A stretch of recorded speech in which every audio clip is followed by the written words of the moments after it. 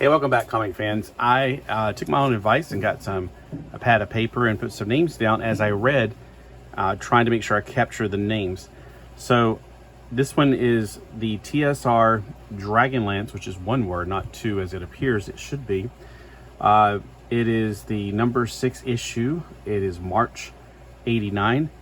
Actually, it came out January of 24th of 1989. So it's Raistlin's Pond Part 2. Now, I did want to point out some things I didn't point out in the last issue, because I was looking at the artist and I was like, man, when I was looking at the art, one of the women's faces looked extremely familiar, and it's Michael Collins is the penciler. Dan Mishkin is the writer, Ron Randall, and Randy Elliott. But Michael Collins sounds familiar, but then again, my neighbor was last name Collins when I was a kid, so I don't know, maybe that's what I'm thinking of, because I'm getting the Randy and the Collins kind of mixed together into one name. All right, so we start off with this character right here. I thought his name was something else, but it's Natch. As far as I can tell, it's Natch. He's the gnome inventor, so I wrote down on my notes. And he starts off, he's inventing a giant pogo stick, evidently. He's always inventing something, you know. He's trying to find a quicker way to get somewhere from point A to point B.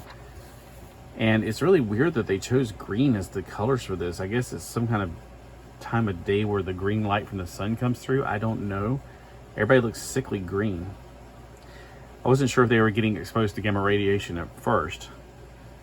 Now he says, I tell you, Kalachin, and in the way he talks, he's ramming his words together, kind of like a kid. It sounds like, you know, like, and then I went to the, and then I went to the, shut up.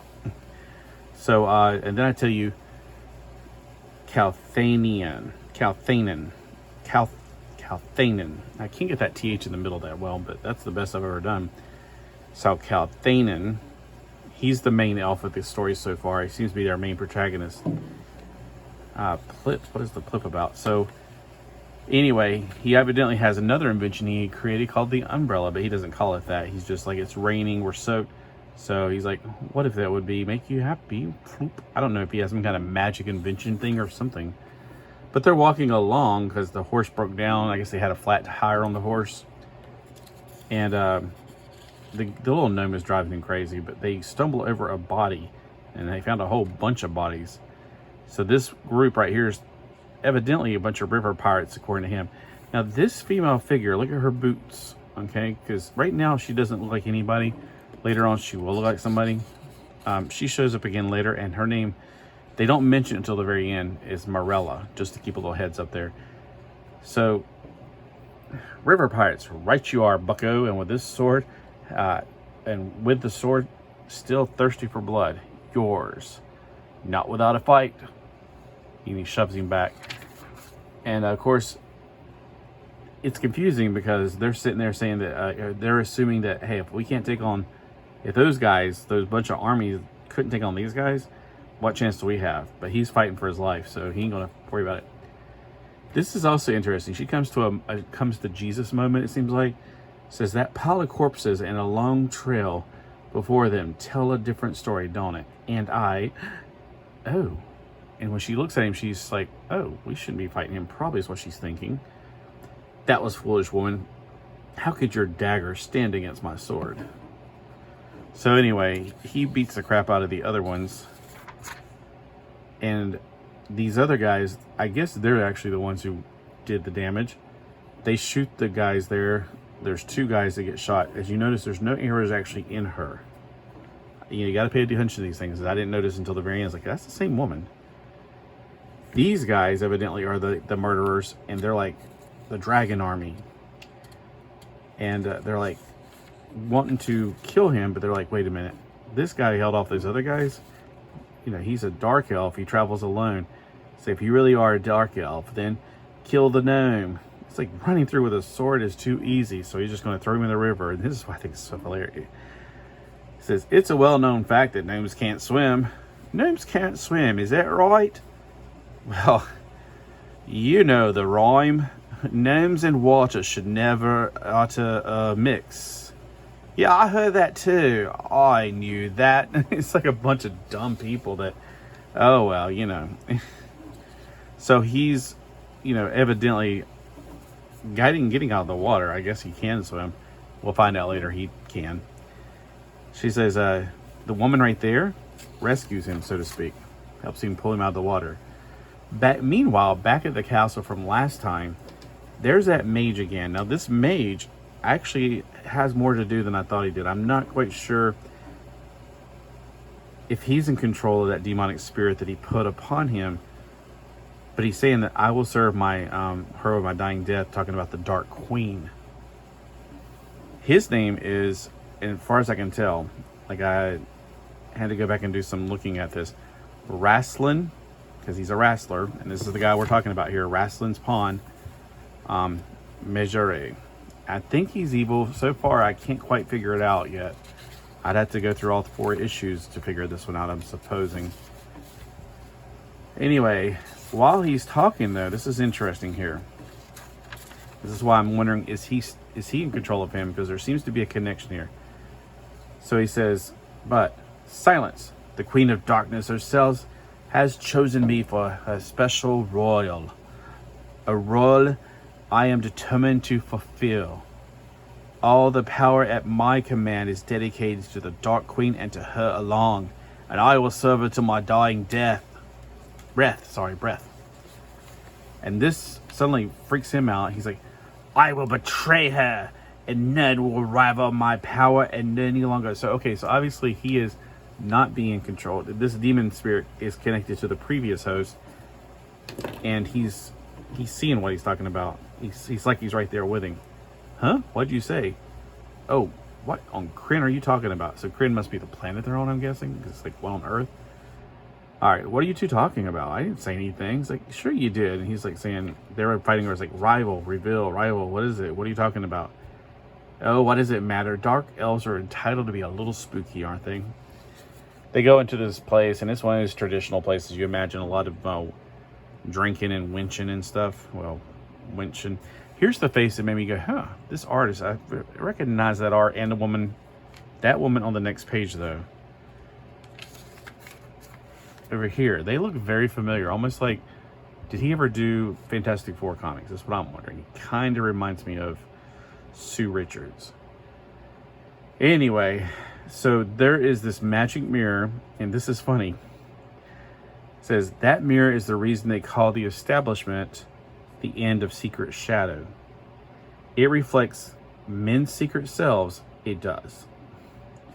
You ought to seen the ruckus when it showed our old captain in women's clothing. Of course, he don't play dress up much more, no more what he got put. Har har. It's like, but how does it work? Now. That's the question I've been waiting to hear. Split. He spats him on the back. The beer goes out. Evidently, there's a contact thing. And he sees in the mirror this guy right here, which again is that evil mage, or I don't know if he's evil. I'm still trying to debate that one. But he sees the mage. Hey, what's this about then? It's a wizard and a human one at that. But he's supposed to be an elf, ain't he? And so he lunges after the mirror, and the mirror looks like it's reflecting the same thing, but in a different, person. And he's about to kick the mirror's butt. Like, stop him. They're stopping him. They're trying to sit there and figure out what they're doing. Look at his eyes. So his eyes are turning into what looks like hourglasses. I think, from what I can gather so far, that the mage is not in control of the demon spirit.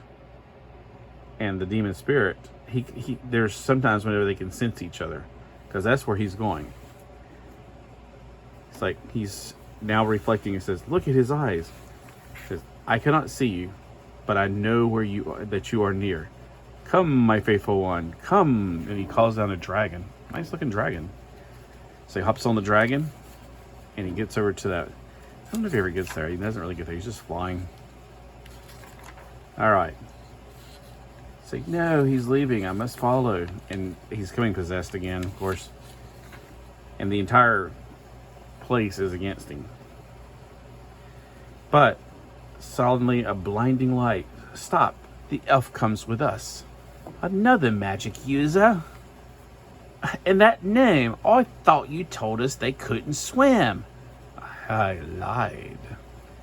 I'm not sure if that's him or if that's the demon guy. And once again, he's got his magic ability things, or his magic inventions, I guess. Oh, it's my turn, is it? And he says, Natch. So, spring. And evidently, it now is turns from a pogo to a battering ram. That gets him to clear the way for him to get out. All three of them are escaping now. And later on, all the Dragon Army soldiers will be heading for the main gates to join the battle. So we're going this way. So she's leading them out. And this is also weird. On the side, I think this wasn't supposed to be put in here. It says color with a U. Woman holds a faintly glowing orange ball. I think it was a note to the colorist, but they forgot to take it off of there. So they go out this way, and then the Griffith, that was his, I guess, it's still, I guess it's like it's been tamed because it's been waiting for him. Now, while they're getting out, he's like, I don't understand. You will, by the way, somewhere in here it says that her name is Morella. So we know the characters now, and then the last one, that girl that I thought she was going to show up in this one, she didn't. Her name was Lorana Kanan, I guess. So all we know now is that they're trying to escape.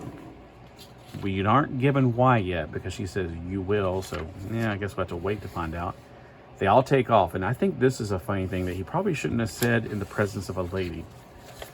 I apologize for the extra weight, my winged friend, but our escape has a matter of some urgency. Yeah, if it was a modern day woman, she'd be like, what? Who you calling fat? No, you didn't.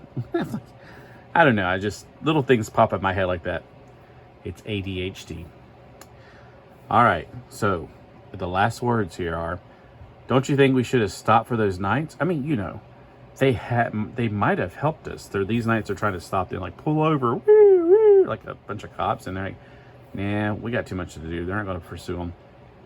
Come to think of it, where are we going anyway, Calathan? So I'm guessing it's the little guy, the gnome talking, because he's saying to Calathan, and they obviously know the answer. So, Naraka. I don't know if Naraka is near Maraca, but it sounds like it. Next, the Heart of Darkness. Now, just a little heads up, I don't have the next issue. My next issue is number 10, then 15, and then 30. So, it'll be a while till I can get to number, whatever the next one is. Bullet Boys, wow. I can't remember their song. I vaguely remember that group. All right, so guys, have you ever read the TSR Hobbies books? And did you ever get like a piece of paper to write down little notes as you went? I would show you my notes. My handwriting is awful. I'm supposed to be left-handed, by the way. All right, so now we're getting into a little bit more deeper into the mythology here, and it seems to be pretty interesting. I need to get number 7 and 8 to finish out this, arc. Because it's raining, and I need to get the arc. All right, y'all have a great day. Thanks for watching, and comment below. I'd love to hear from you guys.